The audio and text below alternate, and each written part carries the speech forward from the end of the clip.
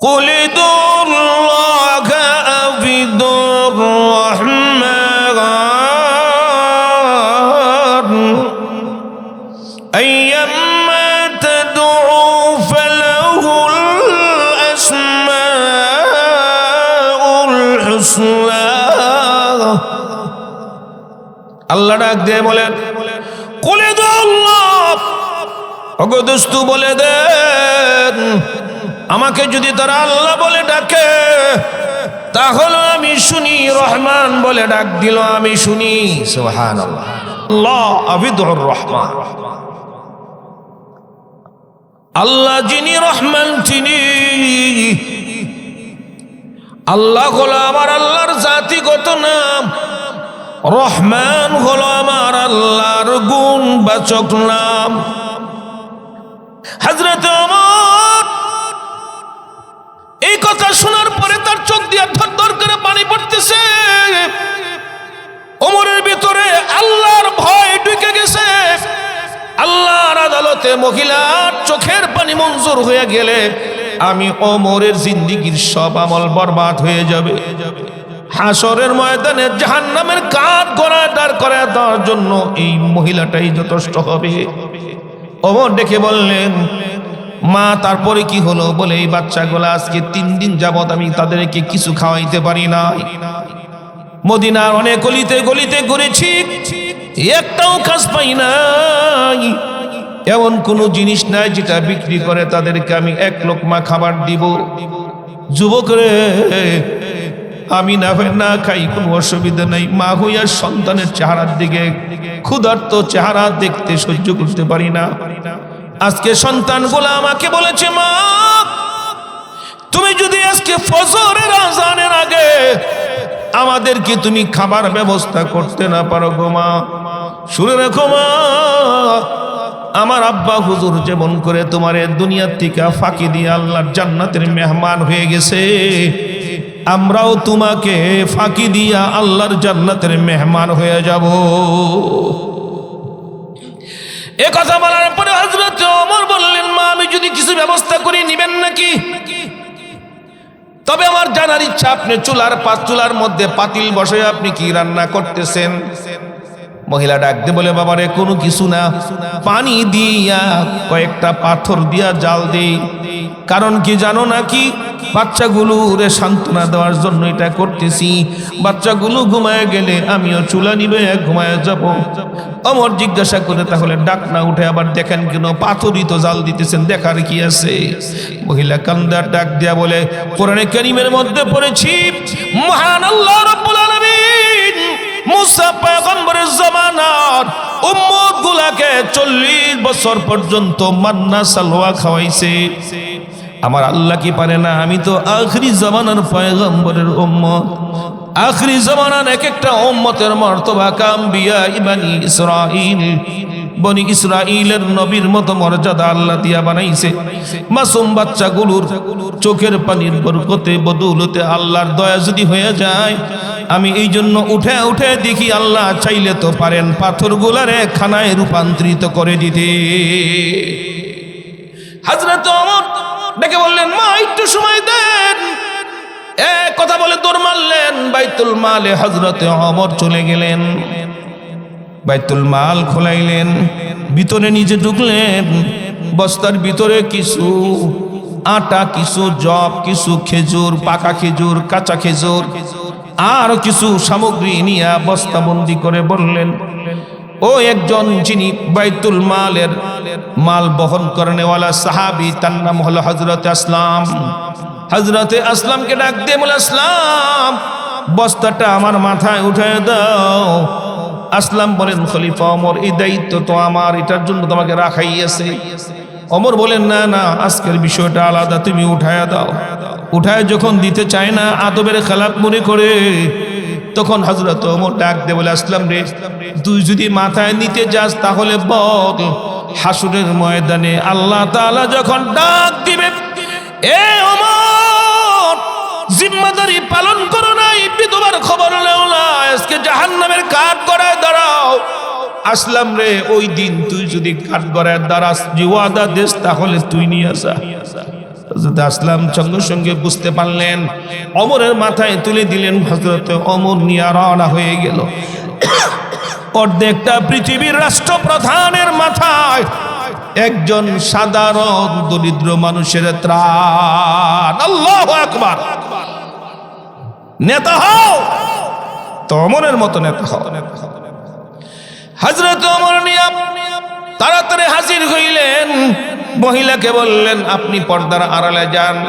হযরত ওমর আটার খামির তৈরি করলেন, রুটি বানালেন, হালুয়া বানালেন, বানায়া বাচ্চাগুলারে ঘুম থেকে উঠাইয়া, হযরত ওমর দুর্বল হয়ে গেছে, বাচ্চাগুলা না খাইয়া 3 দিন, 2 উরুতে 2 বাচ্চাকে বসায়া রুটি চিড়ে চিড়ে আর খেজুরের হালুয়া দিয়া বাচ্চাদের মুখে দে। বাচ্চাগুলো ক্ষুধার যন্ত্রণায় খায়।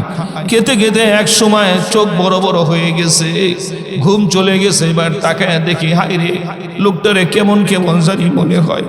আমার বাবারও তো দাড়ি ছিল, লোকটারও দাড়ি দেখা যায়। ডাক দিয়া বলে, তুমি কে? পরিচয় দাও, তোমার বাড়ি কোথায়? আজকে থেকে 1 বছর আগে আমার আব্বা রাত্রিবেলা কোনো সময় অনেক রাত্রি ফিরতো, সারাদিন কাজ করে যে টাকা দিয়ে যা খাবতাম তো আমাদেরকে ঘুম থেকে উঠাইয়া যেমনি করে তুমি আজকে আমাদেরকে খাওয়াইতেছো, আমাদের আব্বাও এমনি করে রাত্রিবেলা খাওয়াইতে। হযরত ওমর বলেন, আমি তোমাদের বাবা না ঠিক, তবে তোমাদের বাবার মতোই মনে করতে পারো। বাচ্চাগুলোরে খাওয়াইয়া বাকি খাবার রেখে বললেন, মা আপনি খেয়ে নেন, আজকের পর থেকে আর কোনোদিন খাবারের চিন্তা করতে হবে না, আপনার এই জায়গায় আমি খাবার পৌঁছাইয়া দিব। সুবহানাল্লাহ। ওমর চলে গেছে। মহিলা এবার বাচ্চাদেরকে খাওয়ায়া নিজে খাইয়া এবার ফজরের নামাজের কাছাকাছি তাহাজ্জুদের সময় উনি কোরআন তেলাওয়াত করতেছে। জোরে কোন সুবহানাল্লাহ। হযরত ওমর জিজ্ঞাসা করছেন, এটা চাদর টাদর নাই, বসার কোনো ব্যবস্থা নাই? মহিলা ধমক দিয়ে কয়, বেটা যদি চাদরই থাকতো তোটা বিক্রি করে তো বাচ্চাদেরকে 2টা খেজুর হলেও তো কিনা দিতাম। অথচ চাদর নাই, শোয়ার ব্যবস্থা নাই, খাবার নাই, কিন্তু কি আছে সাথে? কোরআন আছে। বুঝেন নাই? কি আছে? কোরআন আছে। মহিলা কোরআন পড়তেছে। ফজরের নামাজের পর হযরত ওমর 2 জন পুলিশ পাঠায় দিয়েছে, যাও সয় সম্মানে ওদেরকে নিয়ে আসো, অমুক জায়গায় আছে। মহিলার সামনে, মহিলার কাছে তাবুর কাছে এসে সালাম দিয়া বলে, আপনি কি অমুক শহীদের পরিবারের? বলে হ্যাঁ। ওমর বলছে আমাদের সাথে যেতে। এখন মহিলার ভিতরে সিপ দিছে, গত রাত্রে কইছি জালেম ওমর, কত কিছু কইছি। ওই যে স্যারাটা আইছিল, ওই ছেলেটা যে আসছিল যুবকটা, মনে হয় ওমরের গোয়েন্দার লোক। আজকে তো দিলে আমার কল্লা যাইব, গোলামানের কল্লাও যাইব। হাই রে, কি করলাম, কি বললাম। এখন ভয় পাইতেছে, উপায়ও নাই, বাঁচবার উপায়ও নাই। বাচ্চাগুলারে কোলে নিয়ে চুমু দেওয়ার বলে, জীবনের মতো শেষ দেখা দেখ, হয়তো আমাকে কল্লা কেটে দুনিয়ার থেকে বিদায় করে দিবে জালিম ওমর, তা না হলে তোদেরকে শহীদ করে। ধারণা তো নাই। এবার নিয়ে রওনা হয়ে গেল। হযরত ওমরের দরবারের কাছাকাছি চলে আসছে। মহিলাটা মনে মনে ধারণা করলো, ওমরের নাম শুনছি, কোনোদিন দেখি নাই, সামনে গেলেও তো দেখতে পারবো না, দূর থেকে একটু পর্দার ভিতর থেকে এক নজর তাকায় দেখি ওমর কেমন দেখা যায়। যে মাত্র নাকি মহিলা তাকাইছে, তাকায়া দেখে বিচারের আসনে যে লোকটা বসা, আল্লাহর কসম এই লোকটার কেউ না, গত রাত্রে যে লোকটা আমার বাড়িতে মাথায় খাবার নিয়ে গেছে। এবার মহিলা মাটির মধ্যে বসে পড়ছে, 2টা হাত উঁচু করে দোয়া করে, আল্লাহ তোমার কাছে ফরিয়াদ করি, রব্বে কারীম এইটাই যদি ওমর হয়, ওমরের হায়াত তুমি লম্বা কইরা দাও। এটাই যদি ওমর হয়, আমার ছেলে 2টা তোমার রাহে কোরবানি করলাম, এর বিনিময় হলো ওমরের হায়াত লম্বা করে দাও। বন্ধুরা আমার, হযরত ওমর বুঝতে পারলেন, সাথে সাথে উনি বিচার আসন থেকে নেমে দৌড়ে আইসা মহিলাকে সম্মানের সাথে উঠাইলেন, নিয়ে গেলেন দরবারে। নিয়ে ওমর যেই চেয়ারে বৈশা বিচার করতেন, ওই চেয়ারে মহিলাকে বসায় দিলেন। হযরত ওমর বললেন, আপনি একটু বসেন। ওমর ভিতরে চলে গেলেন, ভিতর থেকে খেজুরের পাকা 10টা ডাল গুনে গুনে নিয়ে আসছে। প্রত্যেকটা পাকা ডাল সুন্দর করে পরিষ্কার করা, চেঁচে চুচে সুন্দর করে শক্ত মোটা মোটা ডাল গোলা নিয়ে আসছে। একটা ডাল মহিলার হাতে দিয়া বললেন, আপনি ধরেন। মহিলা তো কোনো উপায় নাই, ওমরের সামনে কথা বলার কোনো সাহস নাই। মহিলা লাঠি ধরলেন, হযরতে ওমর মহিলার পায়ের সামনে জমিনে বসে গেছে, আর চাদরটা সরে ডাক দিয়ে বলে, মা আপনার হাতের লাঠি দিয়ে আমি ওমরের পিঠে আঘাত করেন, করতে করতে যত পরিমাণ রক্ত ঝরাবেন, যত পরিমাণ চোখের পানি 1 বছর পর্যন্ত আপনি জমিনের মধ্যে কষ্টের জন্য অভাবে পইরা না খেয়ে কষ্ট দুঃখ নিয়ে যত ফোঁটা চোখের পানি পড়েছে, অত ফোঁটা চোখের পানি যতটুকু ফোঁটা পড়েছে, অত ফোঁটা রক্ত আমার শরীর থেকে বের না হওয়া পর্যন্ত একটা ভেঙে যাবে আরেকটা ব্যবহার করবেন, আরেকটা ভাঙবে আরেকটা ব্যবহার করবেন। আল্লাহু আকবার। জিজ্ঞেস করে কি এমন আমল? গিয়ে বলে হুজুর হযরতে আবু যর 2টা আমল বড় সুন্দর, 2টা আমল আবু যরের আল্লাহ তাআলার কাছে বড় পছন্দনীয় হয়ে গেছে। হুজুর 1 নাম্বার, উনি উঠতে বসতে চলতে ফিরতে সূরা ইখলাস বেশি বেশি তেলাওয়াত করে, সুবহানাল্লাহ।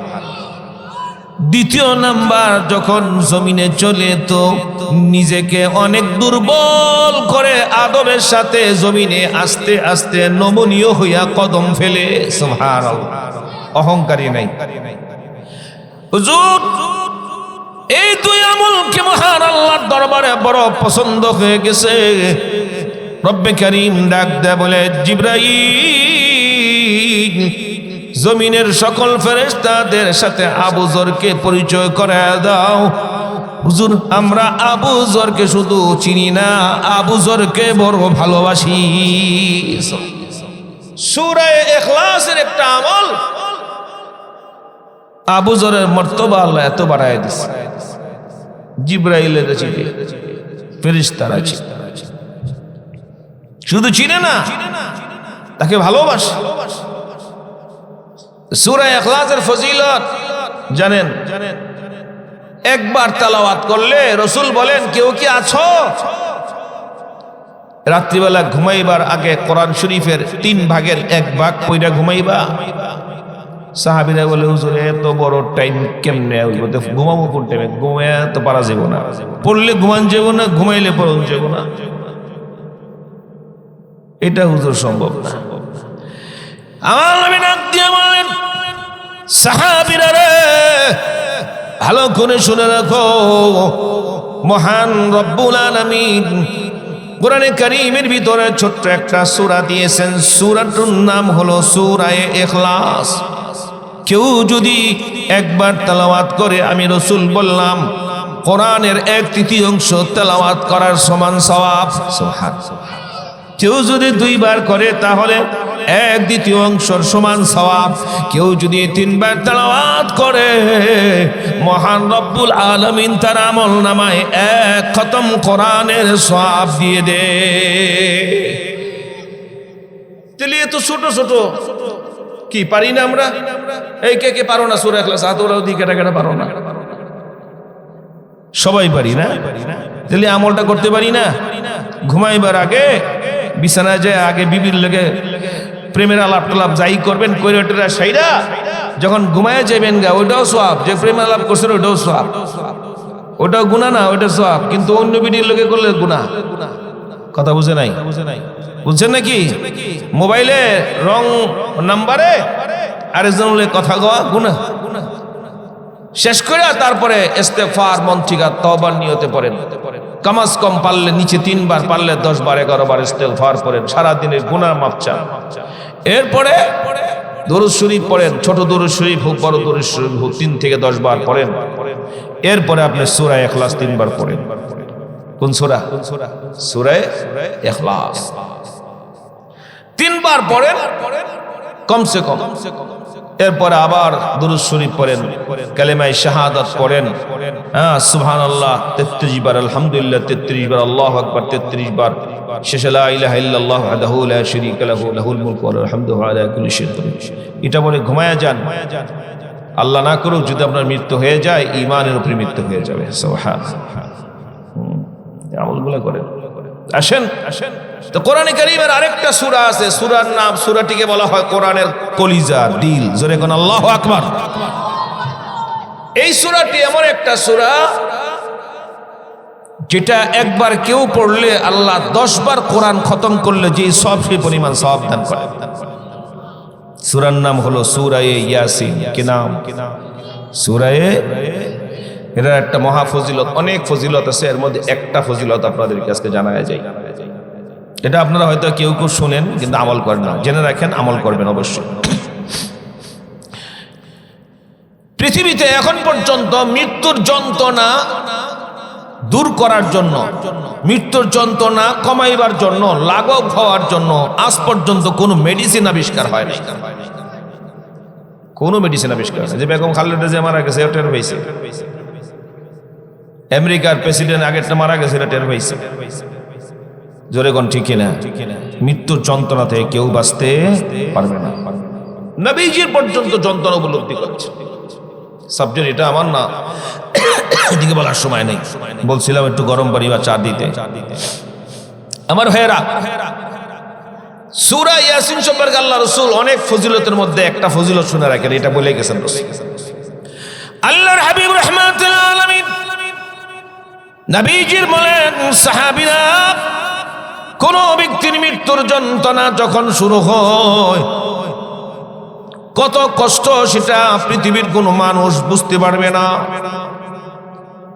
ওই যন্ত্রণা থেকে যদি তুমি তাকে পরিত্রাণ দিতে চাও, তার মাথার পাশে ওযুর সাথে বসে সূরা ইয়াসিন তেলাওয়াত করো। সূরা ইয়াসিন এমন একটা কোরআনের মেডিসিন যেটা পড়ার কারণে মহান আল্লাহ তার মৃত্যুর যন্ত্রণা হালকা করে লাঘব করে দিবে, মৃত্যুর যন্ত্রণা দূর হয়ে যাবে। সুবহানাল্লাহ। চিল্লা চিল্লি না কইরা মাথার পাশে বৈশা জোরে জোরে সূরা ইয়াসিন পড়তে থাকবে। এই আমলগুলো আমরা করি না, জানি অনেকে, কি বলেন ঠিক না? অনেকে জানি কিন্তু করি না। এটার জন্য হাসরের ময়দানে মাইর বেশি খাইতে হবে। আল্লাহ একটা প্রশ্ন করবে, তুমি যা জানছিলা সে অনুযায়ী কতটুকু আমল করছিলা? ওয়াজ নসিহত যে শুনছিলা, আমল করছো কত? সুতরাং সূরা ইয়াসিনকে কোরআনের কলিজা বলা হয়। আমি যে সূরাটি পড়ছি, সূরাটির নাম হলো সূরা রহমান। এই সূরাকে আল্লাহ কোরআনের অলংকার সাব্যস্ত করেছেন। জোরে কোন সুবহানাল্লাহ। মুফাসসিরিন ইকরাম লেখেন, আল্লাহ সূরা রহমানকে কোরআনের সৌন্দর্য বর্ধনকারী হিসেবে নাজিল করেছেন। মেয়ে মানুষ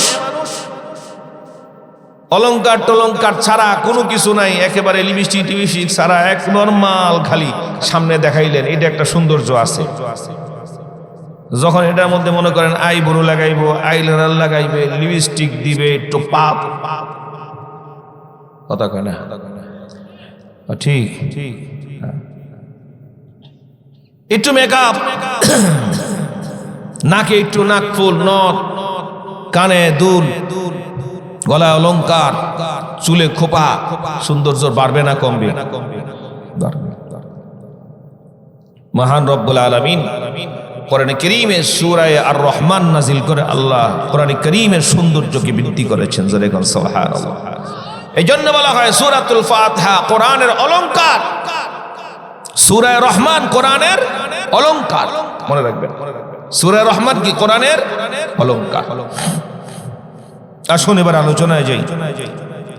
সূরাটি নবীজির কাছে যখন নাজিল হলো, আল্লাহর হাবিব সাল্লাল্লাহু আলাইহি ওয়াসাল্লাম কাফেরদের কাছে দাওয়াত দিতে লাগলেন তার আগের থেকেই, তোমরা এক আল্লাহর ইবাদত করো। কার ইবাদত করো? এক আল্লাহর। ওয়াদাইয়ান ইলাল্লাহি বিইذনিহি ওয়া সিরাজাম মুনীরা।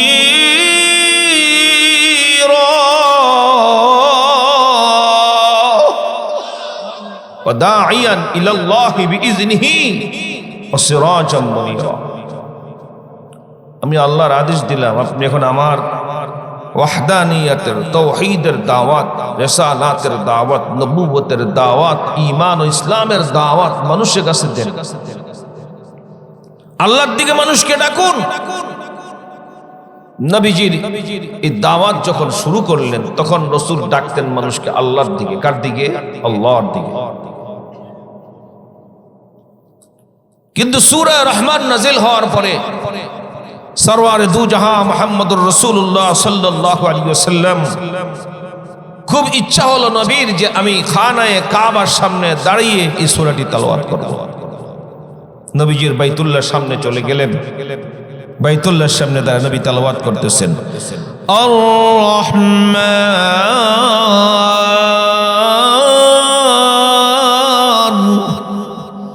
আল্লামাল কুরআন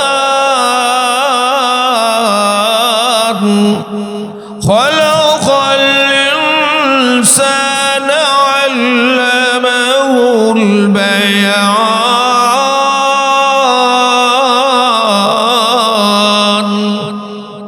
নবীজি সূরা রহমান তেলাওয়াত করতেছে, কাফেররা পিছনে দাঁড়ায় দাঁড়ায় নবীর তেলাওয়াত শুনতেছে।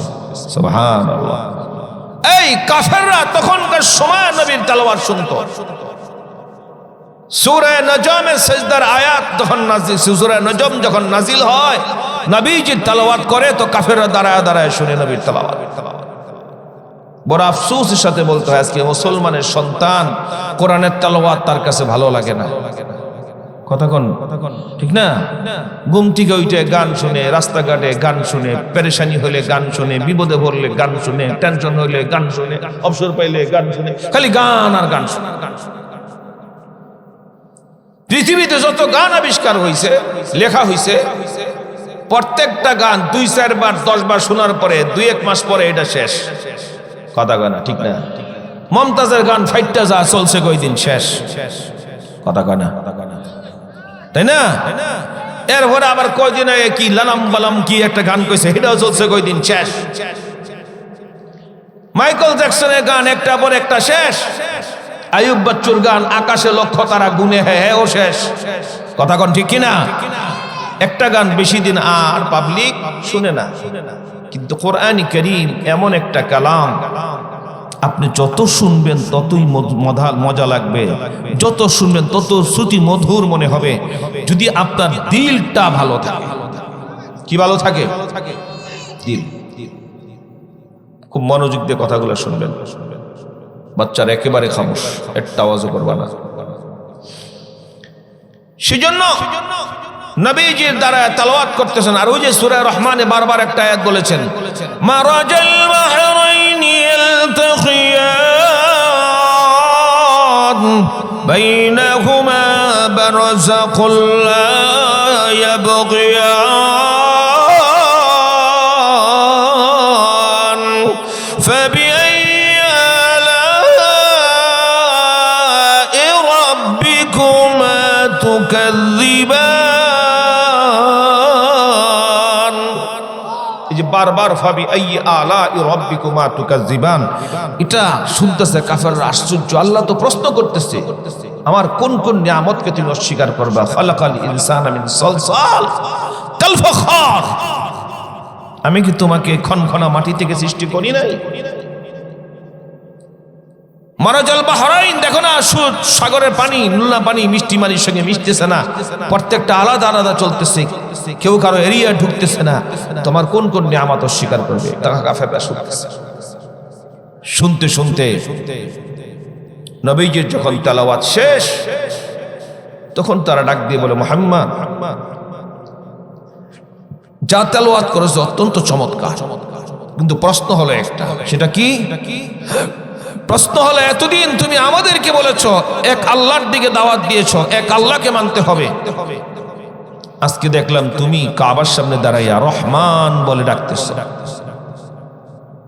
তো আজকে শুনলাম কাবার সামনে রহমান বলে রাখতেছো, আগে আল্লাহ বলতা, আল্লাহকে আর রহমানকে দুজন। তোমার রহমানের পরিচয় দাও, আল্লাহর পরিচয় দাও। তখন আল্লাহ রাসূল সাল্লাল্লাহু আলাইহি ওয়াসাল্লাম নবীজির কোরআন কারীম তেলাওয়াত করতে তাদেরকে শোনান। কুল ইদুল্লাহ আবিদুর রহমান আইয়াম্মা তাদউ ফালাহুল আসমাউল হুসনা। আল্লাহ ডাক দিয়ে বলেন কুল ইদুল্লাহ, ওগো দোস্ত বলে দেন আমাকে যদি তারা আল্লাহ বলে ডাকে তাহলে আমি শুনি, রহমান বলে ডাক দিল আমি শুনি। সুবহানাল্লাহ। আল্লাহ আবিদুর রহমান, আল্লাহ যিনি রহমান তিনি। আল্লাহ হলো আমার আল্লাহর জাতিগত নাম, রহমান হলো আমার আল্লাহর গুণবাচক নাম। যেরকম আমাদের জাতিগত আমাদের একটা নাম আছে, উপাধি আছে, আল্লাহ দিয়েছেন, এটা হলো নাস। যেরকম ঠিক কিনা? ঠিক কিনা? আর যদি একেবারে প্রথম দিকে খেয়াল করি আদম, যেরকম ঠিক কিনা? ঠিক কিনা? তাহলে নাস বলেন আর আদম বলেন, এটা কিন্তু আমাদের নাম না, এটা আমাদের জাতের নাম। কথা কেন? কি এর নাম? জাতের নাম। আমরা মানুষ জাতি, কর্তৃপক্ষ কেউ নাই, সবাই একেবারে মানে বিদায় দিয়ে গেছে আমাদের। আস্তে আস্তে তো আমি শেষ। একটু গরম পানি চাইছে যে স্টেজে ফরজ রাখা, এটা বলতে হয় না, রাখতেই হয়। এটাও যদি বলতে হয় মাদ্রাসার মাহফিলেতে, কোন জায়গায় বাদ থাকবো? আল্লাহ আল্লাহ। মুহতারাম হাজিরিন, অল্প করে আল্লাহ রাব্বুল আলামিন বলেন, ওগো দোস্ত জানায়া দেন হাবিব, আমাকে আল্লাহ বলে ডাক দিল আমি শুনি, রহমান বলে ডাকলো শুনি। আল্লাহ হলো আমার জাতিগত নাম। আমরা জাতিগত যেরকম মানুষ, ইনসান, নাস, আল্লাহ তাআলা বলেছেন কোরআনে কারীমে, ঠিক তেমনি করে আমরা যখন দুনিয়াতে মোটামুটি একটা বয়স পেয়ে যাই, লেখাপড়া করি, যেই যেই লাইনে যোগ্যতা অর্জন করি, সেই যোগ্যতার পিছনে একটা উপাধি থাকে। যে ডাক্তারি লাইনে পড়াশোনা, তারে ডাক্তারি লাইনে পড়াশোনা করে তাকে বলা হয় ডাক্তার। যে নাকি বলেন কোন আবিষ্কার লাইনে পড়াশোনা করে, যেখানে আবিষ্কার বিভিন্ন রকমের জিনিস নতুন করে আবিষ্কার করে, তাকে কি বলা হয়? বৈজ্ঞানিক। কথা বুঝতেছেন আমার? আর যে নাকি কৃষি লাইনে কাজ করে তাকে বলা হয় কৃষক। যে মাছ ধরে খায় তাকে বলা হয় জেলে বলে কি না? এটা তার কি? এটা কি তার নাম না? এটা তার গুণ। এটা কি তার গুণ? মাওলানা সাহেব, এটা কি তার গুণ? ডাক্তার সাহেব, এটা কি গুণ? অ্যাডভোকেট সাহেব, এটা কি গুণ? বৈজ্ঞানিক সাহেব, এটা কি গুণ? কথা বুঝেন না আমার? বুঝেন নাই? বুঝতেছেন? আল্লাহ রাব্বুল আলামিন বলেন, আমার সত্তাগত জাতিগত নাম হলো আল্লাহ। জোরে বলেন কি নাম? আরো জোরে বলেন আল্লাহ। এটা হলো আমার জাতিগত নাম, আল্লাহ বলেন। আর আমার গুণবাচক নাম আছে। আমার গুণবাচক কি আছে? নাম আছে, তবে একটা না। রহমানের এর গুণবাচক নামের মধ্যে, অনেকগুলি নামের মধ্যে একটা নাম হলো রহমান। একটা নাম কি? আইয়াম্মা তাদউ ফালাহুল আসমাউল হুসনা। আইয়াম্মা তাদউ ফালাহুল আসমাউল হুসনা। আমার রবের আরো সুন্দর সুন্দর গুণবাচক নাম আছে। ওরে বান্দা, তুমি যে কোনো নামে ডাক দিতে দেরি, আমি রব জবাব দিতে দেরি না। সুবহানাল্লাহ। সুতরাং আমার আল্লাহর অনেকগুলা নামের মধ্যে একটা নাম হলো কি? রহমান। বলেন কি নাম? আর রহমান নামটা এত পপুলার হওয়ার পিছনে কারণ হলো, কারণ রহমান নামের গুণেই আমরা দুনিয়াতে গুনাহ করার পরেও দুনিয়াতে আল্লাহ আমাদের নিয়ামত বন্ধ করে না। রহমান নাম আল্লাহর ধারণ করার কারণেই দুনিয়াতে আল্লাহর বিরুদ্ধে আচরণ করার পরেও আল্লাহ জমিনকে আমাদেরকে ধরতে বলে না, সুযোগ দেয় করতে থাক।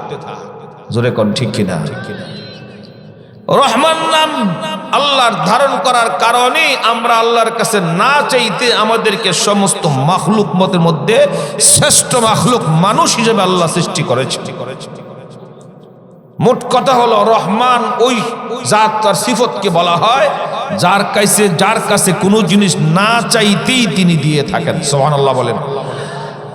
যার কাছে কি কোনো জিনিস না চাইতে কি উনি দিয়ে দেন, তিনি হলেন রহমান। সুতরাং কাফেরদের প্রশ্নের জবাব দিয়ে দিল আল্লাহ। এই আয়াতে এবার কি বলতে চাচ্ছেন? 4 আয়াত আল্লাহ কি বলছেন আসুন। আল্লাহ বলেন রহমান, আর রহমান আল্লামাল কোরআন। আল্লাহ তাআলা প্রশ্নবোধক বলতেছে, রহমানকে জানো? ওই বান্দা রহমানকে চিনো? রহমান কাকে বলে? আল্লাহ প্রশ্ন করে নিজেই জবাব দিচ্ছেন, আল্লামাল কোরআন। রহমান তিনি কোরআনের ইলম শিক্ষা দিলেন যিনি। জোরে কোন সুবহানাল্লাহ। তাহলে এখানে আমাদেরকে বুঝতে হবে মহান রব্বুল আলামিন আমাদেরকে কোরআন শিক্ষা দিলেন। কোরআনের ইলমের শিক্ষার কথা আগে বললেন, এরপরে বললেন খলাকাল ইনসান,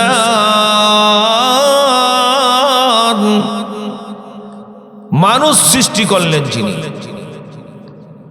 কথাগুলা মনোযোগ দিয়ে না শুনলে বুঝবেন না। এই বাচ্চাগুলো এদের কোথায় দেন তো এখান থেকে, এই বলুন বাইরে এদের কোথায় দেন। আস্তে আপনার ডিস্টার্ব। একজন এরা ওয়াজও শুনবে না, আমার করতেও দিবে না, মানুষকে বুঝতে দিবে না। উঠো বাড়িতে যাও, হয়েছে অনেক ওয়াজ শুনছো, বাড়িতে যাও, সব উঠো, সোজা বাড়ি যাও।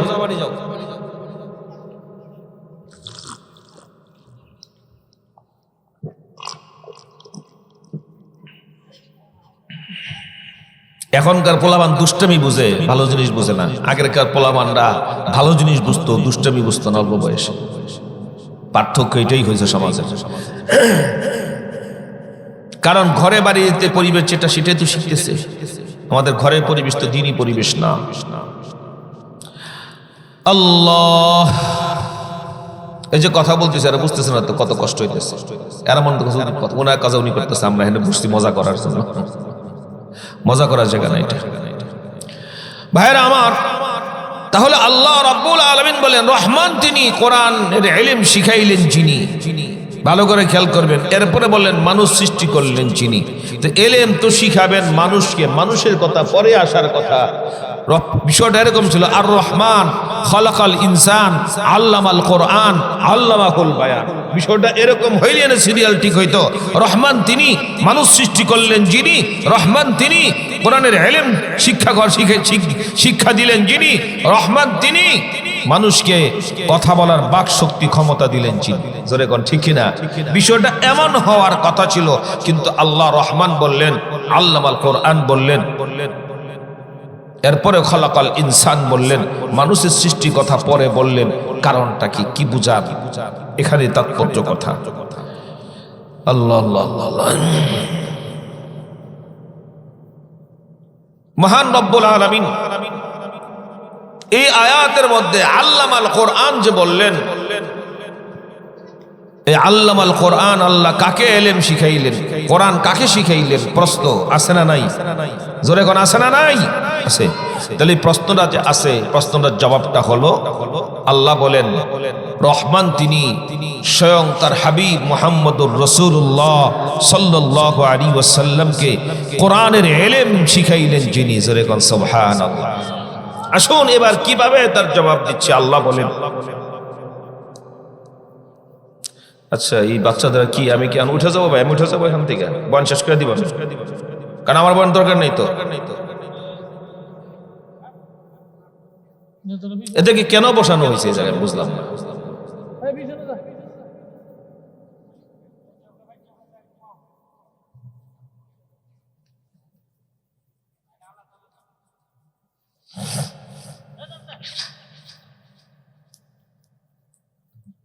কারণ আমি অন্য মেজাজের মানুষ ভাই। আমার মাহফিলে যদি 1000 লোকের মধ্যে যদি 2 জন লড়াচড়া করে, এটা আমার চোখে পড়ে। কথা বলি মন থেকে, কোনো বানায় আওয়াজ নোট করে নিয়ে আসি নাই, কিচ্ছু না। বসছি, কথা আসতেছে, বলতেছি, মনোযোগের ব্যাপার। আস্তাগফিরুল্লাহ, আল্লাহুম্মা সাল্লি ওয়া সাল্লিম ওয়া বারিক। আল্লাহ তো বলতেছিলাম আল্লাহ রাব্বুল আলামিন বলেন রহমান তিনি, কোরআন শিখাইলেন যিনি। এবার আসেন আর একটু পিছন থেকে একটা আয়াতের অংশ শুনি, তাহলে আর একটু পরিষ্কার হবে। আল্লাহ বলেন, লাকাদ মান্নাল্লাহু আলাল মুমিনিনা ইয বা'আসা ফীহিম রাসূলাম মিন আনফুসিহিম ইয়াতলু আলাইহিম আয়াতি। আল্লাহ বলেন সূরা আল ইমরান 164 নম্বর আয়াতে মহান আল্লাহ বলেন, অবশ্যই আমি আল্লাহ মুমিনদের উপরে রহম করেছি, তাদের মধ্য থেকে একজন রাসূল নিযুক্ত করেছি। সুবহানাল্লাহ। তাহলে বোঝা গেল এই আয়াতে আল্লাহ বলেন মুমিনদের উপরে দয়া করছেন। কি দয়াটা হলো আমাদের মধ্য থেকে একজন কে আল্লাহ কি বানাইছেন? রাসূল বানাইছেন। ভিন্ন আয়াতে আল্লাহ বলেন, উল বিফাদলিল্লাহি ওয়া বিরাহমাতিহি ফাবিযালিকা فليفرحوا هو خير مما يجمعون।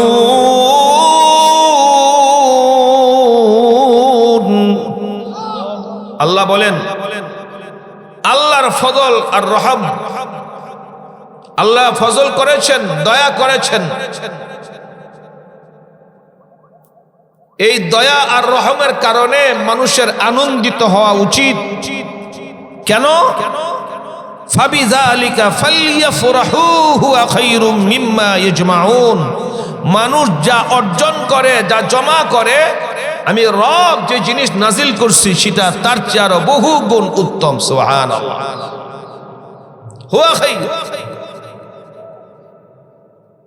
তাহলে এবার আসেন, এই দুই আয়াতে কিছু ইঙ্গিত পাইলেন আমার রসুলকে যে আল্লাহ কত মহব্বত করেন, আর কোরআন যে আল্লাহ ডাইরেক্ট রসুলকে শিখাইছেন। এবার 3 নম্বর দলিল দেন সূরা কিয়ামা। মহান আল্লাহ তাআলা ফরমান, লা তুহাররিক বিহি লিসানাকা লিতা'জাল বিহি ইন্না আলাইনা জামআহু ওয়া কুরআনা। মহান আল্লাহ বলেন নবীর কাছে যখন ওহী প্রেরণ করা হলো, জিবরাইল আলাইহিস সালাম রাসূলের কাছে ওহী নিয়ে আসছেন। নবীজির মুখস্থ করার জন্য জিহ্বা নাড়ান, তাড়াতাড়ি মুখস্থ করতে হবে। জিবরাইল একবার বলে দিবে, এরপর আমাকে মুখস্থ করতে হবে, মনে রাখতে হবে। যদি একটা অক্ষর ছুটে যায় গোটা উম্মতের থেকে মাহরুম হয়ে যাবে, পেরেশানি। আর অন্যদিকে জিহ্বা নাড়ানো আমার আল্লাহর কাছে এটা ভালো লাগে নাই। আবার আল্লাহ ডাক দিয়ে বলেন, দোস্ত হে, আপনি জিহ্বা নাড়ায়া কোরআন শরীফ কষ্ট করে মুখস্থ করবেন না, না, এমন করে করতে হবে না গো নবী। আমি মহান আল্লাহ কোরআন আপনাকে দান করেছি, কোরআন আপনার সিনায় বসায় দেওয়া জিম্মাদারিও আমি আল্লাহ। ইন্না আলাইনা জামআহু ওয়া কুরআনা। আগে বললেন লা তুহাররিক বিহি লিসানাক, আপনার জবান বন্ধ করেন, হরকত করতে হবে না। লা তুহাররিক বিহি, কষ্ট করতে হবে না, জিহ্বা নাড়া নাড়া মেহনত করতে হবে না। আমি আল্লাহ আপনার দিলে কোরআন বসায়া দিব, জামআহু ওয়া কুরআনা। আর ওখান থেকে ফাইদা করানাহু ফাত্তাবি কুরআনা সুম্মা ইন্না আলাইনা বায়ানা। মানুষকে আপনি সুন্দর করে ভাগ ভাগ করে মানুষকে বয়ান করে শোনাবেন। জোরে কোন সুবহানাল্লাহ। আয়াত দলিল প্রমাণ পরিষ্কার দলিল যে আমার রসুলকে কোরআনের ইলম, কোরআন শিখাচ্ছেন কে? জিবরিল না মহান আল্লাহ? মহান আল্লাহ। সুতরাং আল্লাহ রাব্বুল আলামিন এই আয়াতে কারিমার ভিতরে পরিষ্কার করে দিলেন আমার রসুলের উস্তাদ স্বয়ং আল্লাহ। জোরে বলেন স্বয়ং আল্লাহ। কারণ যদি উস্তাদ যদি জিবরিল হয়, তাহলে মর্যাদার দিক দিয়া আমার রসুল ছোট হয়। কথা কয় না? উস্তাদ যত অল্প শিক্ষাই হোক না কেন, যদি উস্তাদ হয় তাহলে ছাত্র যত বড় জ্ঞানী হোক, উস্তাদ উস্তাদের জায়গায়। কথা কোন ঠিক কিনা? ওস্তাদ কখনো নিচে হয় না, ওস্তাদ উপরেই থাকে। তো এখন এই জন্য আল্লাহ রাব্বুল আলামিন বলেন যে আমার দোস্তকে তো আমি কারোর সামনে শিক্ষক ছাত্র মানে পাঠাই নাই, বরং আমার রসুলকে পাঠাইছি। রসুল বলেন আনা বুইস্তু মুআল্লিমান, আমি গোটা জাতির জন্য শিক্ষক হিসেবে প্রেরিত হয়েছি। সুবহানাল্লাহ। তাহলে আমার রসুল হলেন শিক্ষক। জোরে বলেন কি? শিক্ষক। এবার আসেন, আল্লাহ রাব্বুল আলামিন কোরআন আল্লাহ রসুলকে শিখাইলেন, আর ওহীর প্রথম সূচনাটাও ছিল কোরআন শিখার কথা। আল্লাহ বলেন সর্বপ্রথম যে ওহী নাজিল করছেন জিবরাইল আমিন কোরআন নিয়ে আসছেন, প্রথম অংশটাই ছিল সূরা আলাকের 5 আয়াত, যেখানে মহান আল্লাহ ইলমে দ্বীন শিক্ষার গুরুত্ব দিয়েছে। আল্লাহ বলেন জিবরাইল আলাইহিস সালাম যখন আসছেন কোরআনের ওহী নিয়ে, রসুলকে বলেন ইকরা, পড়ুন। নবীজির বলেন মা আনা বিকারিইন, আমি পড়নেওয়ালা নই। আমার হযরত জিবরিল আমিন বলছেন ইকরা, পড়ুন। নবীজির বললেন মা আনা বিকারিইন, আমি পড়নেওয়ালা নই। দুইবার বলার পরে তৃতীয়বার হযরত জিবরিল আলাইহিস সালাম মতান্তরে চতুর্থবার নিজের সিনার সঙ্গে আল্লাহ রসুলকে টান দিয়ে সিনা লাগায়া চাপ দিলেন আর বললেন ইকরা বিসমি রাব্বিকাল্লাযী খালাক। আল্লাহু আকবার। এতক্ষণ শুধু বলছেন পড়ুন, নবী পড়ে নাই। কেন? মুফাসসিরিন ইকরাম উল্লেখ করেন এখানে স্পষ্ট না কিসের পড়া, কার পক্ষ থেকে পড়া, কার নামে পড়া, পড়লে কি লাভ, কোনো কিছুই বোঝা যায় নাই। শুধু পড়ো। কাজী আমি রসুল গোটা জাতির শিক্ষক হিসেবে প্রেরিত হয়েছি। আমি জাতা পড়তে পারি না। আমাদের সমাজের মধ্যে পড়ানো হয় আগডুম বাগডুম গোড়াডুম সাজে, হাট্টি মাটিম টিম, তারা মাঠে বাড়ে ডিম, তাদের খাড়া দুইটা শিং। কথা কথা এটার তর্জমা যে পড়া হে নিজেও করতে পারত, অনেকটা বানাইছে আর কি মন মতো, কিন্তু আসলে হাট্টিমা টিম টিম এই শব্দগুলা কোন কোন ডিকশনারি থেকে আনছে, এটা কোন সংস্কৃতি ভাষা, হিন্দি ভাষা না উর্দু ভাষা না আরবি ভাষা নাকি না পারস্য ভাষা না চীন না চাংচুং পাই, কোন দেশের ভাষা, এটা এও নিজ কথা কোন ঠিক কিনা? হাট্টিমা টিম। আবার বলে হ্যাঁ সিংও দুইটা খাড়া আছে, আবার ডিমও পারে। খাড়া সিং তো দেখছি আমরা গরুর আছে, সবচেয়ে বেশি ছাগলের থাকে। জীবনে কোনোদিন দেখছি না দুই একটা ডিম ডুম পাওয়া গেছে কোন জায়গায়। কথা কয় না? পাওয়া গেছে। তাহলে এই যে একটা বাজে জিনিস, এই জন্য রসুল বলেন বিশেষ করে নবীরা যা কিছু বলেন কার পক্ষ থেকে, বিশেষ করে আমার রসুল যা বলছেন প্রত্যেকটা কথা জোরে বলেন কার পক্ষ থেকে? ইন হুয়া ইল্লা ওয়াহয়ুন ইউহা। নবী ওই পর্যন্ত কোনো কথা বলেন না। জিবরাইল যতক্ষণ না বলে, জিবরাইল ওই পর্যন্ত কোনো কথা বলেন না, স্বয়ং আল্লাহ যতক্ষণ না বলে। সুতরাং আল্লাহ যেটা বলে জিবরাইল ওইটা নিয়ে নবীর কাছে আসে। জোরে কোন ঠিক কিনা? অতএব নবী বললেন যে না আমি পড়তে পারি না। আসলে তো নবী পড়তে পারে না, কারণ নবী তো হাতে কলমে কারো কাছে পড়াশোনা করে নাই, আক্ষরিক জ্ঞান নেন নাই। জিবরাইল যখন সিনাত লাগায় বলেন ইকরা বিসমি রাব্বিকাল্লাযী খালাক, এবার নবী বলেন, মুফাসসিরিন ইকরাম লেখেন রাসূলের তখন বুঝে আসছে যে হ্যাঁ আমার রব বলতেছে তার নামে পড়তে। জোরে কোন সুবহানাল্লাহ। কার নামে পড়তে? কার নামে? আমাদের রবকে। জোরে কোন কে? আল্লাহ। নবীজির পড়তে শুরু করলেন। তাইলে আল্লাহ রসুলের উস্তাদ হলেন স্বয়ং আল্লাহ। তাহলে আল্লাহ তাআলা এই কারণে পরে বললেন খালাকাল ইনসান, আমি রহমান, তিনি মানুষ সৃষ্টি করলেন, যিনি মানুষ হওয়ার জন্য দরখাস্ত করি নাই, বানাইলেন মানুষ। কথা কয় না? আমরা কি কইছি মানুষ বানাইবার আগে আল্লাহ আমরা মানুষ বানাও মানুষ বানাও?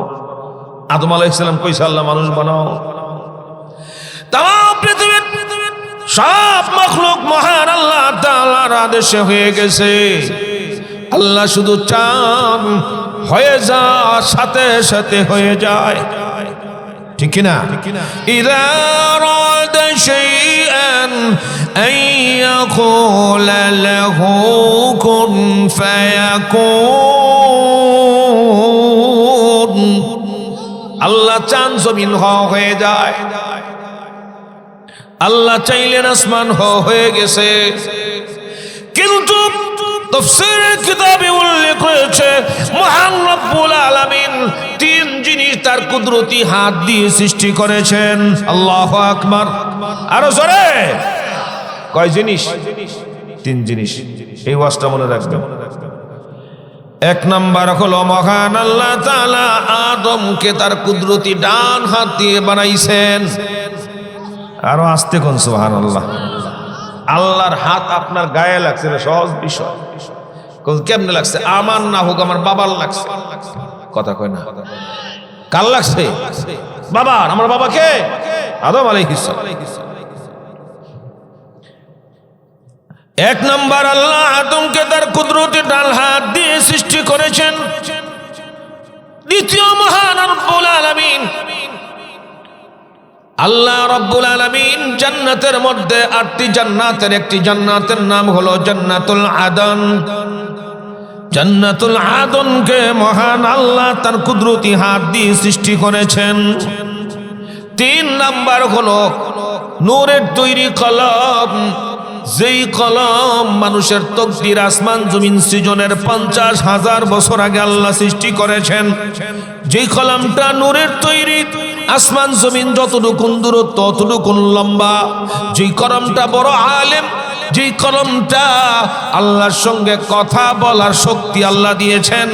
যেই কলমটা শুধু বলেন না, আলেম না, যে কলমটা নিজে নিজে লিখতে পারেন, ওই নূরের তৈরি কলম মহান আল্লাহ তার কুদরতি হাত দিয়ে বানাইছে। তাফসীরে ইবনে কাসীরে মাযহারিতে এই কথাটা আসছে। তাহলে আল্লাহ রাব্বুল আলামিন বলেন, আমি খলকাল ইনসান, মানুষ সৃষ্টি করার কথা পরে বললাম। কেন? কারণ আমার রসুল তোমাদের মধ্য থেকে যদিও সৃষ্টিগতভাবে মানুষ, কিন্তু তোমাদের মতো সাধারণ মানুষ না। জোরে কোন ঠিক কিনা? আমার নবী আপনার আমার মতো সাধারণ মানুষ। আমার নবীর ছায়া মোবারক জমিনে পড়তো না। আমার নবী পেশাব পায়খানা করলে জমিন গিলে ফেলতো। আল্লাহু আকবার।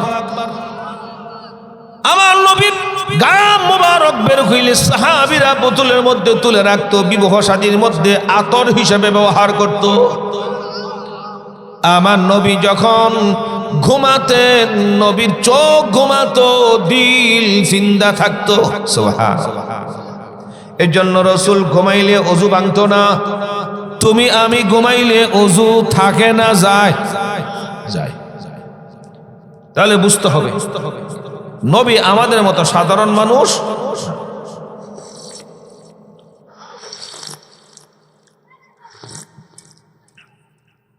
মুহতারাম, বুঝার জন্য একটা উদাহরণ আমি অনেক জায়গায় দিই। আপনাকে দিকে রেল লাইন আসেনি? রেল লাইনে পাথর আসেনি? এই পাথরটা 100 টাকা পাথরের দাম কয় লাখ টাকা? কথা কথা 100 টাকা, 100 গ্রাম দাম আসেনি? এটা যদি এই ফুলহান যায় ফিসে পকেটে ভরে একটা লইয়া পরে পুলিশ দেখলো কি ধরবো? একটা লইছে মাত্র। বেশি আনলে হয়তো একটু কইব, একটা আনলে কিছু কইব কেন? এটার তেমন কোনো দাম নাই। আচ্ছা, এরপর আরেকটা পাথর আছে, আপনারা মসজিদে ব্যবহার করেন, বাড়িতে ব্যবহার করেন, মার্বেল পাথর আছে না নাই? এটার যদি এক হাত কেউ চুরি করে, দাম আছে না নাই? দাম আছে। এটার চেয়ে বেশি না কম? বেশি। আচ্ছা, এরপরে হাতের মধ্যে যে আংটি ব্যবহার করে, এর মধ্যে দেখবেন অনেকেই আকিক পাথর লাগায়, আছে না নাই? এতটুক একটা আকিক পাথরের দাম বর্তমানে বাজার দাম, যেটা আমি জানি ভালোটা হলে 1800-2000 টাকা পড়ে। এতটুকু শুধু। তাহলে এই মার্বেলের চোরার দাম বেশি না কম? বেশি। আচ্ছা, আরেকটু সামনে যা, আরেকটা পাথরকে আমরা পাথর বলি না, এটাকে ইংরেজিতে বলি ডায়মন্ড, হীরা, আছে না নাই? এটার দাম কি আকিক পাথরের মতো না? তার চেয়ে বেশি দাম, আরো বেশি দাম। কিন্তু কিনা যায়, কি বলেন ঠিক কিনা? ক্রয় করার ক্ষমতা অনেকেরই আছে। এবার ভালো করে বুঝে থাকলে জবাব দিবেন। আল্লাহ তাআলা তার ঘর বাইতুল্লাহর মধ্যে ছোট্ট একটা কবুতরের ডিমের মতো পাথর লাগায় রাখছে, আছে না নাই?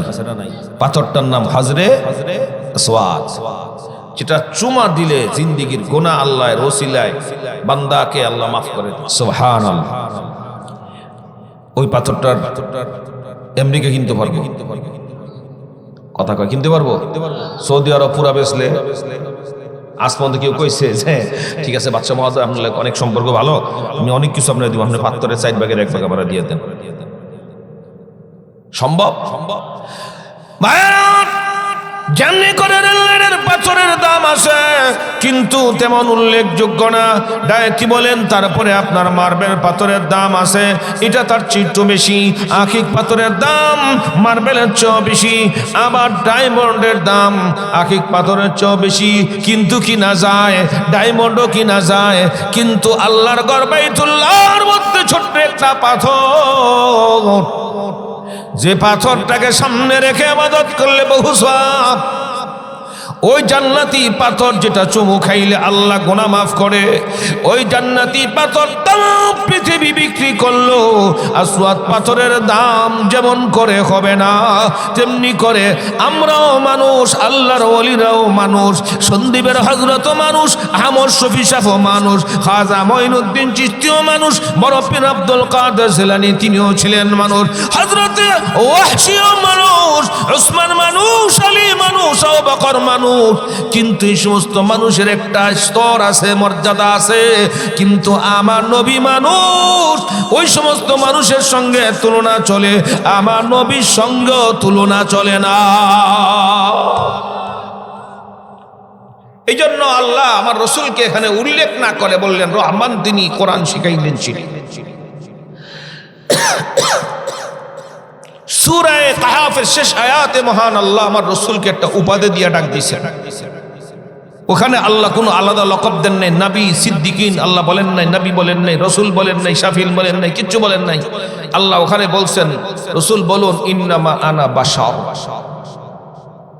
বাশার শব্দ অর্থ মানুষ, তবে বাশার শব্দের মানুষ আর কুলাযু বিরাব্বিন নাসের মানুষ এক মানুষ না, এক কোয়ালিটির না, যার সঙ্গে তুলনা হয় না পাথরের।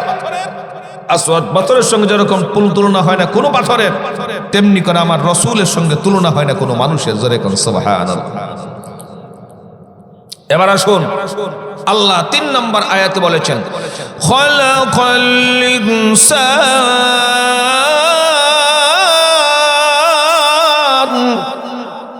আল্লাহ বলেন রহমান তিনি মানুষ সৃষ্টি করলেন, যিনি, আমি আর 15 মিনিটে বয়ান শেষ করবো ইনশাআল্লাহ।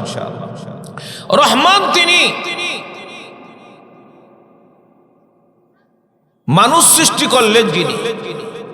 মানুষকে বানাইছেন, ভালো করে বুঝবেন, মানুষকে বানাইছেন। আদমকে কে বানাইছেন? আদমের সাথে হাওয়াকে কে বানাইছেন? বানায়া এরপর আল্লাহ আদম আলাইহিস সালামের পিঠে মনে হাত বোলাইছেন।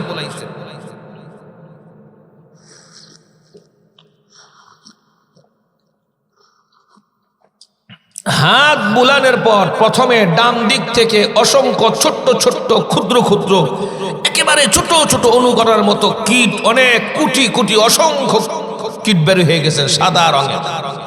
কি রঙের? শুভ্র রঙের। আবার হাত বোলাইছেন, আবার আদম আলাইহিস সালামের পিঠের মেরুদণ্ডের পাশ থেকে বাম দিক থেকে অসংখ্য ছোট্ট ছোট্ট কালো কালো কীট বের হইছেন। আল্লাহ বলেন ডানপন্থীরা জান্নাতি, বাম দিকে যারা গেছে এরা জাহান্নামী। সুবহানাল্লাহ পড়েন। তাহলে রূহগুলার কে বানাইছেন? আল্লাহ বানাইছেন। আসেন এবার মানুষগুলাকে আল্লাহ সৃষ্টি করার পরে মানুষগুলা দুনিয়াতে আসার পর 2 দলে বিভক্ত হয়। কয় দলে? একটা হলো সূরতে ইনসান, আরেকটা হলো আখলাকে ইনসান। একটা হলো দেখতে বাহ্যিকে মানুষ, কিন্তু তার কাজকর্ম হয় জীবজন্তুর মতো। আছে না নাই? এই যে আজকে রাত্রে আপনারা ওয়াজ শুনতেছেন, আমি বয়ান করতেছি, অনেকে যা ঘুমায় যাবেন, অনেকে আবার জিকির আজকার করবেন শেষ রাত্রি। রাত্রিবেলা দেখবেন এক শ্রেণীর মানুষ, দুই শ্রেণীর মানুষ জাগে রাত্রিবেলা। কয় শ্রেণীর? দুই শ্রেণীর। এক শ্রেণীর মানুষ জেগে জেগে আল্লাহর ইবাদত করে, আর আরেক শ্রেণীর মানুষ জায়গা থাকে ইবাদত করে। কথা কয় না? কি করে? হ্যাঁ, ওয়াজ বুঝেন না আপনারা? ওয়াজ বুঝেন? আমার ওয়াজ বুঝতে কিছু এলেম লাগে, একটু এলেম না থাকলে বোঝা কষ্ট হয়ে যায়। কারণ আমি ওই ডাইনে বামে কিচ্ছা কাহিনী এত কিছু বলা আমার ভাল লাগে না। কারণ কোরআনের ওয়াজের দ্বারা যদি তাসির না হয় তো ওলির কিচ্ছা খেয়ে তাসির মানুষের। একটু বোঝার চেষ্টা করেন, তেলি বুঝতে পারবেন। কঠিন কিছু বোঝাচ্ছি না। রাত্রিবেলা মানুষ তিন ভাগে বিভক্ত হয়। একদল ঘুমায়, দুই দল জাগে। একদল, যত বছর রাষ্ট্র পরিচালনা করেছেন অধিকাংশ রাত্রিবেলা উনি ঘুমান নাই, টোটালি। সুবহানাল্লাহ বলবেন না? কেন ঘুমান নাই? গোপনে গোপনে ইন্ডিয়ার লগে বৈঠক করে নাই, গোপনে গোপনে আমেরিকার লগে বৈঠক করে নাই। উনি গোপনে গোপনে ছদ্মবেশে বের হইতেন।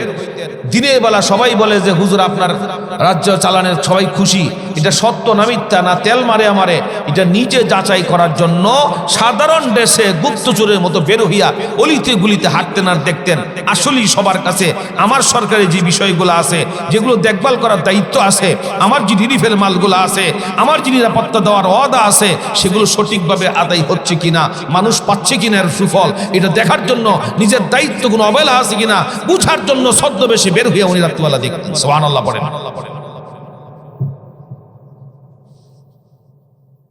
এর একটা ঘটনা, উনি একদিন বের হইছেন, বের হইয়া হঠাৎ হাঁটতেছেন এক বিশাল মরু প্রান্তের এক পাহাড়ের পাশে গেছেন। তাকায় দেখেন মরুভূমির এই পাশে ওই প্রান্তে এই পাহাড়ের কিনারায় একটা তাঁবু দেখা যায়, এটার ভিতরে একটু আলো জ্বলতেছে। হযরত ওমর খুব বড় বড় কদম দিয়ে হাঁটতে লাগলেন। কাছাকাছি গেলেন, যা দেখলেন যে এই তাঁবুর ভিতরে ছোট্ট ছোট্ট দুইটা বাচ্চা, এই 2-3 বছরের বয়স হয় এরকম দুইটা বাচ্চা গড়াগড়ি খেয়ে কাঁদে, আর গড়াগড়ি খাইতেছে আর কাঁদতেছে। আর একজন মহিলা চুলার ভিতরে একটা হাড়ি বসাইয়া আগুন দিয়া জাল দিতেছে। মহিলা কিছুক্ষণ পর পর ডাকনা উঠাইয়া দেখে, আবার ডাকনা বন্ধ করে চোখের পানি মুছতেছে, একটু পর পর মহিলা কাঁদতেছে। এই দৃশ্য দেখে হযরত ওমর অত্যন্ত বিচলিত হয়ে গেলেন, চিন্তায় পড়ে গেলেন কি ঘটনা। তাড়াতাড়ি সামনে গেলেন। হযরত ওমর পর্দা রক্ষা করে সালাম দিয়ে বললেন, মা আপনি কি করেন? রাত্রি গভীর রজনী, এত রাত্রিবেলা আপনি কি রান্না করেন? আপনার পাশে দুইটা ছোট্ট বাচ্চা দেখা যায়, বাচ্চা দুইটা কেন কান্নাকাটি করে গড়াগড়ি খায় মাটির মধ্যে? মহিলা ডাক দিয়ে বলে, যুবক তোমাকে আমি চিনি না, তবে বলবো আমাকে তুমি বিরক্ত করো না, তোমার কাজে তুমি যাও, আমার কাজ আমাকে করতে দাও। হযরতে ওমর এই কথার মধ্যে মহিলার অত্যন্ত ক্ষোভ আর গোসার ইঙ্গিত পেয়ে গেলেন, গন্ধ পাইলেন। রহস্যময় কথা। হযরত ওমর ডেকে বললেন, মা আমি একজন সাধারণ পথিক, কিন্তু আমার একটা অভ্যাস বড় খারাপ। আমি কোনো জিনিস জানার প্রয়োজন হলে যতক্ষণ না তার সঠিক তথ্য পরিষ্কার না হব ততক্ষণ পর্যন্ত আমি ওই জায়গা থেকে আমি আলাদা হই না, ওই জায়গা থেকে শুনি না। মাগো আপনার বিষয়টা আমাকে জানতেই হবে, আপনি না বললে আমি এখান থেকে যাব না। মহিলা ডাক দিয়ে বললেন, এরে যুবক তুমি তো বড় নাফরমান বান্দা যুবক, তোমার পরিচয় কি? বলে আমার পরিচয় আমি একজন আল্লাহর গোলাম, আর কিছু পরিচয় না, আমি এটাই আমার পরিচয়, আমি একজন মুসাফির। মহিলাটাকে বলে, তাহলে যুবক শোনো, কষ্টের কথা বলে তোমাকে কি লাভ হবে জানতে চাও, সেজন্য বলছি। 1 বছর হয় আমার স্বামী জিহাদের ময়দানে শাহাদাত বরণ করেছে। শুনেছি হযরতে ওমর নামে একজন খলিফা নাকি খেলাফতের মসনদে আছে। এই মসনদে থাকার পরে 1 বছর পর্যন্ত আমি শহীদের বিধবা ভাতা যেটা পাওয়ার দরকার আমি এটা পাই নাই। ওমর আমার খবর নেয় নাই, ওমর খবর নেয় নাই। আজকে 1 বছর আমার ছোট্ট ছোট্ট 2টা শিশু বাচ্চাকে নিয়ে আমি মানুষের বাড়িতে বাড়িতে কাজ করে দিন আনি দিন খাই, কোনোদিন পাই কোনোদিন পাই না। ওমর জালেম, ওমর কেমন ওমর হইল, রসুলের সাহাবী হইয়া কেমন জালেম ওমর। আমার বিধবা বাটাটা আমার খবর নিয়ে আমার কাছে পৌঁছাইল না, একদিন আমার খবরও নিল না আমি কেমন আছি। হযরত ওমর এই কথা শোনার পরে তার চোখ দিয়ে ধর করে পানি পড়তেছে। ওমরের ভিতরে আল্লাহর ভয় ঢুকে গেছে। আল্লাহর আদালতে মহিলার চোখের পানি মঞ্জুর হয়ে গেলে আমি ওমরের জিন্দেগীর সব আমল বরবাদ হয়ে যাবে। হাসরের ময়দানে জাহান্নামের কাঠ গড়ায় দাঁড় করায় দেওয়ার জন্য এই মহিলাটাই যথেষ্ট হবে। ওমর ডেকে বললেন, মা তারপরে কি হলো? বলে এই বাচ্চাগুলো আজকে 3 দিন যাবত আমি তাদেরকে কিছু খাওয়াইতে পারি না। মদিনার অনেক গলিতে গলিতে ঘুরেছি, একটাও কাজ পাই নাই। এমন কোন জিনিস নাই যেটা বিক্রি করে তাদেরকে আমি 1 লোকমা খাবার দিব। যুবক রে, আমি না খাই কোনো অসুবিধা নাই, মা হইয়া সন্তানের চেহারার দিকে ক্ষুধার্ত চেহারা দেখতে সহ্য করতে পারি না। আজকে সন্তানগুলো আমাকে বলেছে, মা তুমি যদি আজকে ফজরের আযানের আগে আমাদেরকে তুমি খাবার ব্যবস্থা করতে না পারো গো মা, শুনে রাখো মা, আমার আব্বা হুজুর যেমন করে তোমার দুনিয়ার থেকে ফাঁকি দিয়ে আল্লাহর জান্নাতের মেহমান হয়ে গেছে, আমরাও তোমাকে ফাঁকি দিয়া আল্লাহর জান্নাতের মেহমান হয়ে যাব।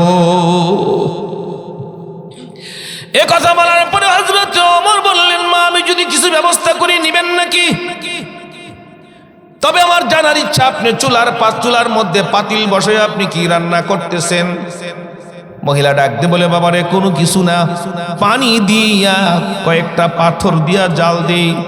কারণ কি জানো নাকি, বাচ্চাগুলোরে সান্ত্বনা দেওয়ার জন্য এটা করতেছি।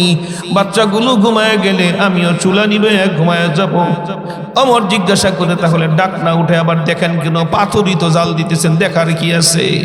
মহিলা কান্দার ডাক দিয়া বলে, কোরআনে কারীমের মধ্যে পড়েছি, মহান আল্লাহ রাব্বুল আলামিন মুসা পয়গম্বরের জামানার উম্মত গুলাকে 40 বছর পর্যন্ত মান্না সালওয়া খাওয়াইছে।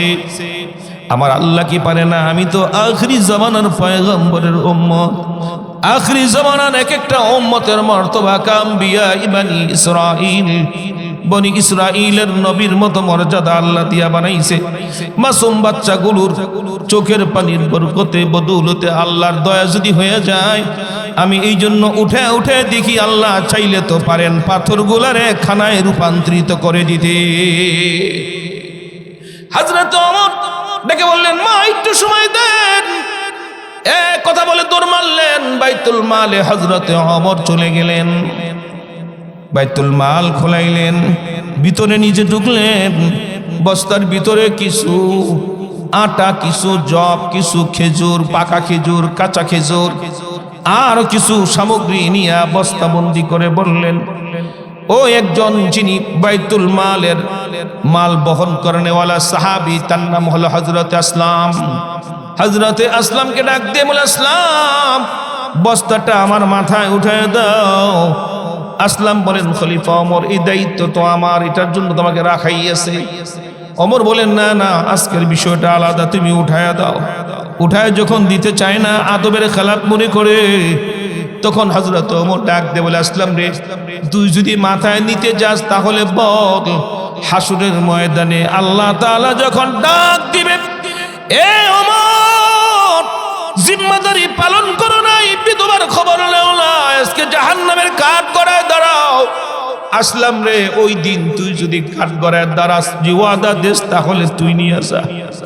হযরত আসলাম সঙ্গে সঙ্গে বুঝতে পারলেন, ওমরের মাথায় তুলে দিলেন। হযরত ওমর নিয়ে রওনা হয়ে গেল।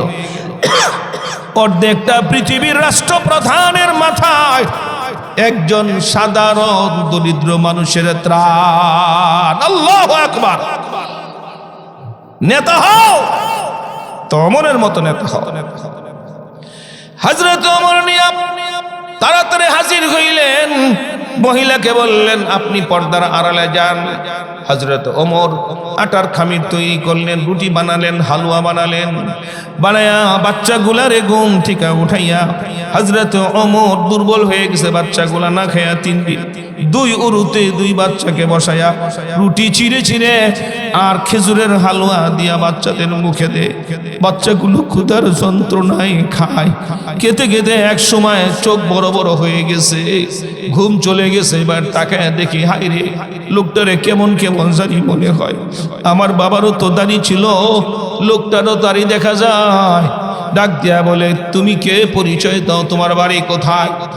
আজকে থেকে 1 বছর আগে আমার আব্বা রাত্রিবেলা কোনো সময় অনেক রাত্রি ফিরতো, সারাদিন কাজ করে যে টাকা দিয়ে যা খাপ্রান্ত আমাদেরকে ঘুম থেকে উঠাইয়া যেমনি করে তুমি আজকে আমাদেরকে খাওয়াইতেছো, আমাদের আব্বাও এমনি করে রাত্রিবেলা খাওয়াইতে। হযরত ওমর বলেন, আমি তোমাদের বাবা না ঠিক, তবে তোমাদের বাবার মতোই মনে করতে পারো। বাচ্চাগুলোরে খাওয়াইয়া বাকি খাবার রেখে বললেন, মা আপনি খেয়ে নেন, আজকের পর থেকে আর কোনোদিন খাবারের চিন্তা করতে হবে না, আপনার এই জায়গায় আমি খাবার পৌঁছাইয়া দিব। সুবহানাল্লাহ। ওমর চলে গেছে। মহিলা এবার বাচ্চাদেরকে খাওয়ায়া নিজে খায়া এবার ফজরের নামাজের কাছাকাছি তাহাজ্জুদের সময় উনি কোরআন তেলাওয়াত করতেছে, জোরে কোন সুবহানাল্লাহ। হযরত ওমর জিজ্ঞাসা করছে, এটা চাদর টাদর নাই, বসার কোনো ব্যবস্থা নাই? মহিলা ধমক দিয়ে কয়, বেটা যদি চাদরই থাকতো তো এটা বিক্রি করে তো বাচ্চাদেরকে 2টা খেজুর হলেও তো কিনা দিতাম। অথচ চাদর নাই, শোয়ার ব্যবস্থা নাই, খাবার নাই, কিন্তু কি আছে সাথে? কোরআন আছে। বুঝেন নাই? কি আছে? কোরআন আছে। মহিলা কোরআন পড়তেছে। ফজরের নামাজের পর হযরত ওমর 2 জন পুলিশ পাঠায় দিয়েছেন, যাও সয় সম্মানে ওদেরকে নিয়ে আসো, অমুক জায়গায় আছে। মহিলার সামনে, মহিলার কাছে তাবুর কাছে এসে সালাম দিয়া বলে, আপনি কি অমুক শহীদের পরিবারের? বলে হ্যাঁ। ওমর বলছে আমাদের সাথে যেতে। এখন মহিলার ভিতরে সিপ দিছে, গত রাত্রে কইছি জালেম ওমর, কত কিছু কইছি। ওই যে সেরাটা আইছিল, ওই ছেলেটা যে আসছিল, যুবকটা মনে হয় ওমরের গোয়েন্দার লোক, আজকে তো দিলে আমার কল্লা যাইব, গোলামানের কল্লাও যাইব। হাই রে, কি করলাম, কি বললাম। এখন ভয় পাইতেছে, উপায়ও নাই, বাঁচবার উপায়ও নাই। বাচ্চাগুলারে কোলে নিয়ে চুমু দিয়ে আর বলে, জীবনের মতো শেষ দেখা দেখ, হয়তোবা আমাকে কল্লা কেটে দুনিয়ার থেকে বিদায় করে দিবে জালিম ওমর, তা না হলে তোদেরকে শহীদ করে। ধারণা তো নাই। এবার নিয়ে রওনা হয়ে গেল, হযরত ওমরের দরবারের কাছাকাছি চলে আসছে। মহিলাটা মনে মনে ধারণা করলো, ওমরের নাম শুনছি, কোনোদিন দেখি নাই, সামনে গেলেও তো দেখতে পারবো না, দূর থেকে একটু পর্দার ভিতর থেকে এক নজর তাকায় দেখি ওমর কেমন দেখা যায়। যে মাত্র নাকি মহিলা তাকাইছে, তাকায়া দেখে বিচারের আসনে যে লোকটা বসা, আল্লাহর কসম এই লোকটার কেউ না, গত রাত্রে যে লোকটা আমার বাড়িতে মাথায় খাবার নিয়ে গেছে। এবার মহিলা মাটির মধ্যে বসে পড়ছে, 2টা হাত উঁচু করে দোয়া করে, আল্লাহ তোমার কাছে ফরিয়াদ করি, রব্বে কারীম এইটাই যদি ওমর হয়, ওমরের হায়াত তুমি লম্বা কইরা দাও। এটাই যদি ওমর হয়, আমার ছেলে 2টা তোমার রাহে কোরবানি করলাম, এর বিনিময় হলো ওমরের হায়াত লম্বা করে দাও। বন্ধুরা আমার, হযরত ওমর বুঝতে পারলেন, সাথে সাথে উনি বিচার আসন থেকে নেমে দৌড়ে আইসা মহিলাকে সম্মানের সাথে উঠাইলেন, নিয়ে গেলেন দরবারে। নিয়ে ওমর যেই চেয়ারে বৈশা বিচার করতেন, ওই চেয়ারে মহিলাকে বসায়া দিলেন। হযরত ওমর বললেন, আপনি একটু বসেন। ওমর ভিতরে চলে গেলেন, ভিতর থেকে খেজুরের পাকা 10টা ডাল গুনে গুনে নিয়ে আসছে। প্রত্যেকটা পাকা ডাল সুন্দর করে পরিষ্কার করা, চেঁচে চুচে সুন্দর করে শক্ত মোটা মোটা ডাল গোলা নিয়ে আসছে। একটা ডাল মহিলার হাতে দিয়া বললেন, আপনি ধরেন। মহিলা তো কোনো উপায় নাই, ওমরের সামনে কথা বলার কোনো সাহস নাই।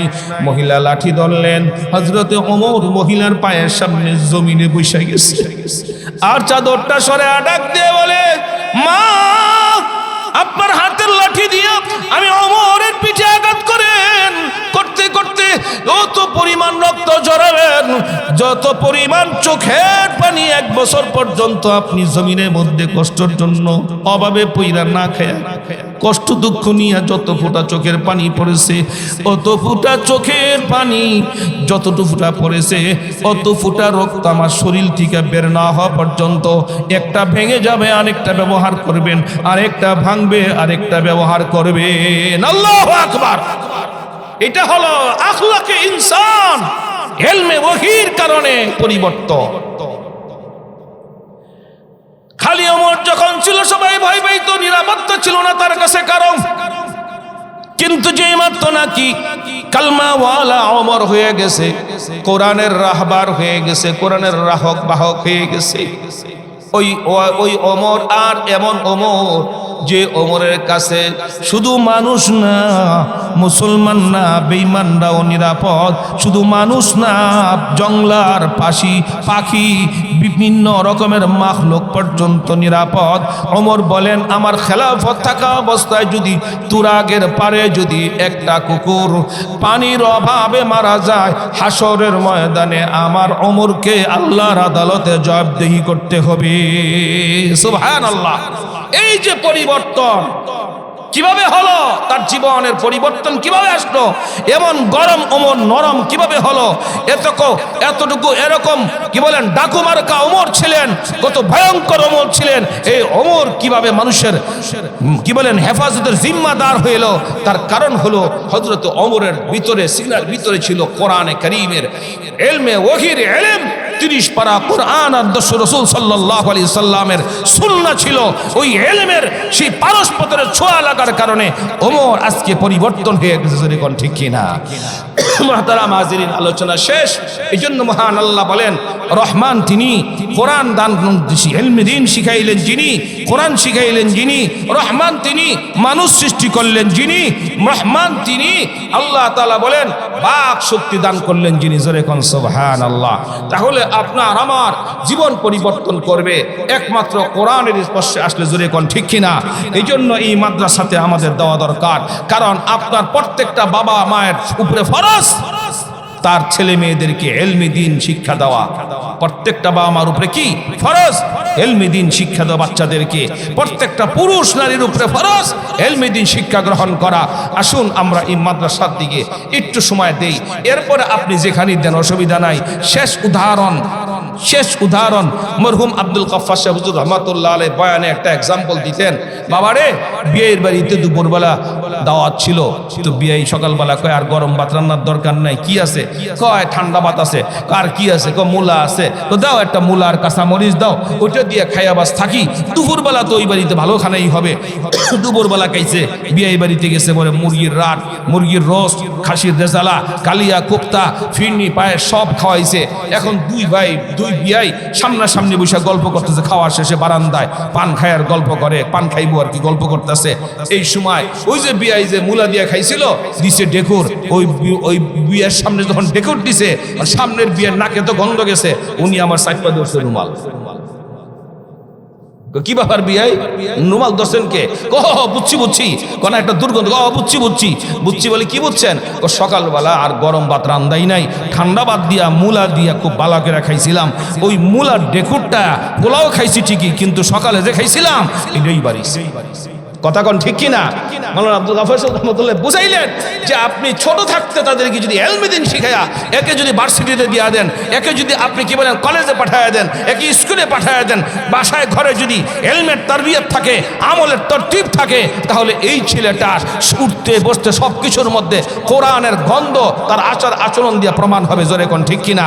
তার সব কিছু থেকে কোরআনের ঘ্রাণ বের হবে, তার চলতে ফিরতে কোরআনের ঘ্রাণ বের হবে। সে কারোর সামনে সিগারেট ধরাবে না, সে কখনো কারোকে গালি দিবে না, কারোর সঙ্গে ঝগড়া লাগতে যাবে না, কাউকে বেইজ্জতি করবে না, কারো হক নষ্ট করবে না। চিল্লায়া বলেন ঠিক কিনা? এই জন্য সিরতে ইনসান, আখলাকে ইনসান হওয়ার একমাত্র কারিগরের জায়গা হলো, একমাত্র ওয়ার্কশপ হলো মাদ্রাসা। কোনটা? মাদ্রাসা। আল্লাহ আমাদের সকলকে দীর্ঘ আলোচনায় যা কথা শুনলাম, আল্লাহ আমাদের সকলকে আমাদের সন্তানদেরকে ইলমি দ্বীন শিখাইয়া দুনিয়া আখিরাতের কামিয়াবি হাসিল করার তৌফিক দিক, বলুন আমিন। আল্লাহ রাব্বুল আলামিন সকলকে কবুল করুক, মাদ্রাসাটাকে মঞ্জুর করুক, সকলে বলুন আমিন। আমার আবার শেষে একটা কথা কইছি, এটা তো মোশাররফ সাহেব চলে আইছে, এখন উনিই যথেষ্ট, আমার আর দরকার নাই। আমি তারপরও ওনার খাতিরে 15 মিনিটের জায়গায় 40 মিনিট কথা বলছি। কি কোন ঠিক না?